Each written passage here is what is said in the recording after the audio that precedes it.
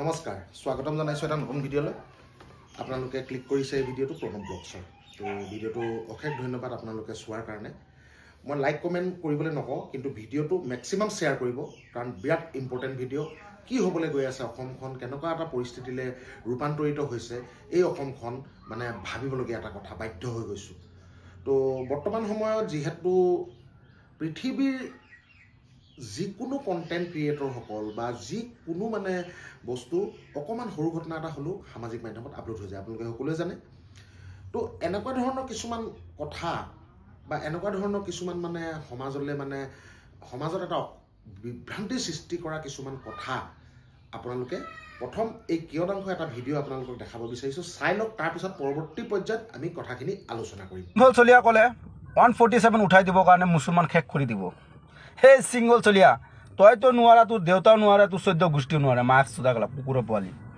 তই 147 উঠাই দিলে মুছলমান শেষ কৰি দিবি তই মুছলমান আমাৰ যিমান মুছলমান আছে সিহঁতক শেষ কৰিব নালাগে মোৰ লগত অকল তই লাগচোন চাওঁ বক্সাৰত তই মোক হেৰাব পাৰা নেকি তই যে কৈ আছে আমি খাৰু পিন্ধি বহা নাই মুছলমান মানুহে কি খাৰু পিন্ধি বহি আছে নেকি সিঙ্গল চলিয়া মতাহি তোৰ মাক কি তোক ভালকে জন্ম দিয়া নাই জন্ম দিয়া কি উল্টা পুল্টা হৈছিল নেকি সেইটো কাৰণে উল্টা পুল্টা হাৰ্টে মাতি থাকা আৰু বিশেষকৈ কৈ আছো আমাৰ অসমৰ মুখ্যমন্ত্ৰী এনেকুৱা যে ক'লে যে 15 নিমিট আমাৰ মুছলমান শেষ কৰি দিব 147 উঠাই দিব কাৰণে হাতত আপোনালোকে এনেকুৱা মন্তব্য নুশুনে নেকি আৰু অসম পুলিচে কি এনেকুৱা মন্তব্য নুশুনে নেকি শুনি আছে নিশ্চয় আমি মুছলমান মানুহ এনেকুৱা মন্তব্য দিলে কেতিয়া এৰেষ্ট কৰিলেহেঁতেন আমি সকলোৱে জানো আমাৰ মুছলমানৰ কোনো মানুহে ভাল নাপায় আৰু সিঙ্গল চলিয়া বিশেষকৈ কৈ আছো তোৰ ইমান সাহস ইমান ভল আছে জিজি তই মোৰ লগত ওপেন লাগচোন মোৰ লগত তই কণ্টেক্ট কৰ চৌৰেৰ বাচ্চা তই হাৰ্ট টাইম গেলা মুছলমানক গালি পাৰি থাকা শুনি আছো মই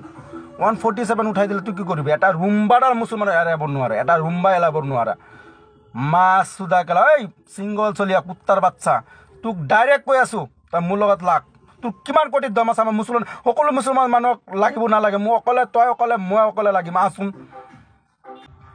এতিয়া আৰু ভালকে নকওঁ ওকে তোৰ কোটি দম ইমান সাহস ইমান খাৰু পিন্ধি বহা নাই মোৰ লগত লাগ সৌৰ বাচ্চা তোক চেণ্ডেলে কোবা মাক চুদা গেলা ৰেণ্ডিৰ পুতেক ঐ ৰেণ্ডিৰ পুতেক তই মোৰ লগত আহি লাগ তোৰ মুছলমান অসমক 147 সব 15 নিমিট খালি আপোনালোকে এতিয়া ভিডিঅ'টো আপোনালোকৰ কিয়দাংশ যিটো সৰু ক্লিপছ আপোনালোকক দেখালো এই ইমৰাজ ইছলাম নামৰ যুৱকজন মৰিগাঁৱৰ যুৱক বুলি নিজকে পৰিচিত কৰিছে তো এইজনে আমাৰ অসমীয়াৰ এজন খিলঞ্জীয়া পুৰুষক তুচ্ছ তাচ্ছিল্য কৰি গালি দিছে আমাৰ ক'বলগীয়া নাই তোমালোকৰ মাজৰ কিবা এটা ভুল বুজাবুজিৰ কাৰণে হয়তো তোমালোকে ইটোৱে হেতুক কথোপকথন কৰিছা গালি গালাজ কৰিছা কিন্তু এই ইমৰাজ হুছেইন নামৰ যুৱকজন মই লম্পট বুলি কম এও কি ভাষা ব্যৱহাৰ কৰিছে সোশ্যাল মাধ্যমটো আপোনালোকে সকলোৱে জানে সৰু ল'ৰা ছোৱালীৰ পৰা ডাঙৰ মানুহলৈকে চাই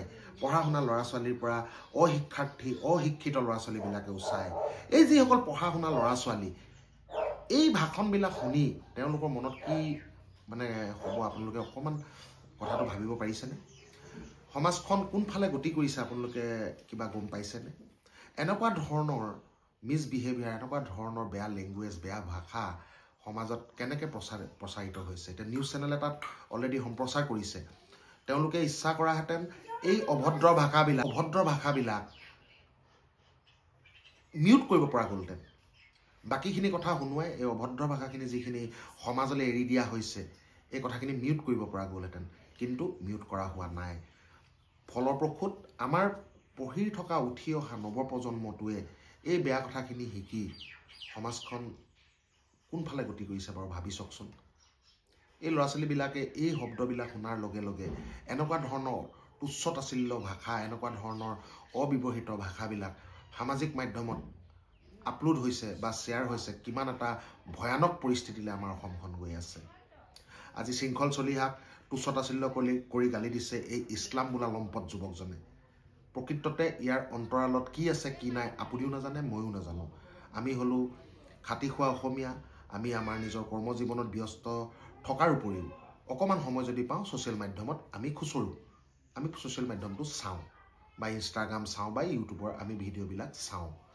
তো যেতিয়াই দেখি পাওঁ এনেকুৱা ধৰণৰ তুচ্ছতাচিল্য ভাষা, এনেকুৱা ধৰণৰ অবিবাহিত ভাষা, মাকক ধৰি বেয়া বেয়া গালি, জাতত ধৰি বেয়া বেয়া গালি, সমাজখন কুঙা কৰা নাইনে বাৰু? এতিয়া এই আপুনি বা আমাৰ অসমবাসী ৰাইজে বিবেচনা কৰক, এই মানুহজনক, এই লম্পট যুৱকজনক প্ৰকৃততে কি কৰা উচিত। এতিয়া মোৰ যদি ভিডিঅ'টো কোনোবা মৰিগাঁৱৰ মানুহে চাই আছে, ইয়াৰ উচিত ব্যৱস্থা গ্ৰহণ কৰক, ইমিডিয়েটলি তাক এৰেষ্ট কৰক। এনেকুৱা ধৰণৰ ছ'চিয়েল মাধ্যমত ইমান অভদ্ৰতা ভাষা ব্যৱহাৰ কৰি ছাত্ৰ ছাত্ৰীসকলক বা উঠি অহা নতুন প্ৰজন্মটোক বিপথে পৰিচালিত কৰাৰ এটা মানসিকতা ৰচা হৈছে নেকি বা ষড়যন্ত্ৰ কৰিছে নেকি, এই বস্তুটোৰ লক্ষ্য ৰখা উচিত। সকলো পেৰেণ্টছ মৰিগাঁৱৰ যদি মানুহে মোৰ ভিডিঅ'টো চাই আছে, আপোনালোকে ইমিডিয়েটলি এই ইছলাম নামৰ লম্পট যুৱকজনক আপোনালোকে কৰায়ত্ব কৰাৰ প্ৰচেষ্টা কৰক, আইনী ব্যৱস্থা হাতত লওক।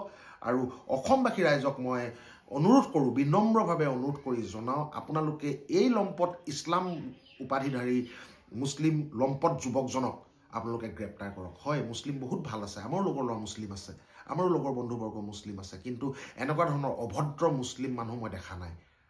আপোনালোকৰ কোৰাণত এনেকুৱা ভাষা ক'বলৈ কৈছে নেকি? বা আপোনালোকৰ ধৰ্ম বা আপোনালোকে যেতিয়া হেৰি কৰিবলৈ যায়, মছজিদত যায়, আপোনালোকৰ লগত এনেকুৱা ধৰণৰ কথাবিলাক আপোনালোকৰ মাজত চৰ্চা হয় নেকি? ভাবিবলগীয়া কথা। নৱপ্ৰজন্মটো বিপথে পৰিচালিত হৈছে, নৱপ্ৰজন্মটো দিনক দিনে কুঙা হৈ গৈ আছে। এই বস্তুটোৰ প্ৰতি লক্ষ্য কোনে ৰাখিব? লক্ষ্য আমি সমাজে ৰাখিব লাগিব।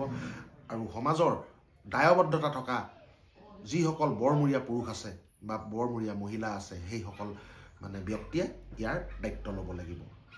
সমাজখনক যদি আমি নিকা আৰু ভাল কৰিবলৈ চেষ্টা কৰোঁ, তেনেহ'লে এনেকুৱা ধৰণৰ আৱৰ্জনাবিলাক আঁতৰাব লাগিব। তো ডিচিশ্যনটো আপোনালোকৰ। মই ইনফৰমেশ্যন এটা দিলোঁ আপোনালোকক, যিহেতু মোৰ হজম নাই হোৱা। মই এতিয়া মোৰ লগৰ 2-4জনৰ লগত কথাটো বিবেচনা কৰিম। যদি পৰা যায় মই মোৰ লোকেল থানাত মই গৈ এওঁৰ ওপৰত মানে এটা FIR দাখিল কৰিম। আৰু আপোনালোকেও পাৰিলে FIR এটা দাখিল কৰক, এওঁক এৰেষ্ট কৰক, সোনকালে এৰেষ্ট কৰি এওঁক সোনকালে একদম অনতি পলমে আইনৰ আওতালে এওঁক আনিব লাগে। আপোনালোকে কি কয় কমেণ্টত জনাব। আপোনালোকৰ কমেণ্ট পঢ়ি মই বাকী ডিচিশ্যনবিলাক ল'ম।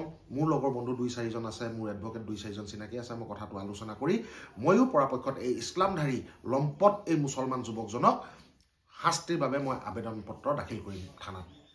আপোনালোকে উঠি পৰি লাগক। অসমৰ যুৱকক গালি দিছে, কিমান এটা ডাঙৰ লজ্জাজনক কথা। তাতে এজন সংগঠন কৰা আমাৰ সন্মানীয় শৃংখল চলিহা, তেওঁ ব্যক্তিগত জীৱন কি হয় কি নহয় আমাৰ জানিবলগীয়া কোনো প্ৰয়োজন নাই। কিন্তু যিহেতু সমাজৰ কাৰণে লাচি থানা হৈ কাম কৰি গৈ আছে, এয়া আমাৰ সংগঠনটোৰ কাৰণে বহুত।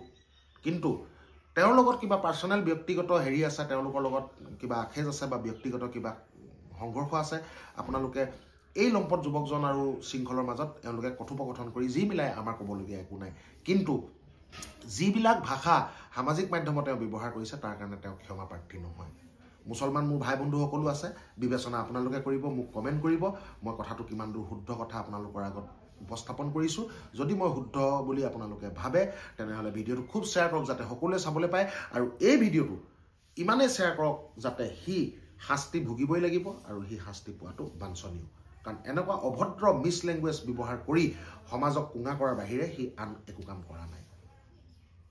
তোমালোকৰ যদি বৰমতা দেখাবলৈ আছে, তোমালোকে যদি বৰ বাহাদুৰি দেখাবলৈ আছে, তোমালোকে ডাইৰেক্ট অপেনলি আহি পিনি ফেচ টু ফেচ কথা পাতি হেৰি কৰা। তোমালোকে ভিডিঅ' বনাই সামাজিক মাধ্যমত অভদ্ৰতা ভাষা দেখুৱাই সমাজখনক বিপথে পৰিচালিত কৰাৰ চেষ্টা নকৰিবা, অন্যথা পৰিণাম অতি ভয়ংকৰ হ'ব। তো ধন্যবাদ থাকিল। আপোনালোকে শ্বেয়াৰ কৰক, আৰু কোনে কেনেধৰণে ব্যৱস্থা গ্ৰহণ কৰে আমাক কমেণ্টৰ মাধ্যমে জনাব। আমি অতি আগ্ৰহেৰে আপোনালোকৰ কমেণ্টলৈ বাট চাই আছোঁ। ধন্যবাদ। জয় অসম।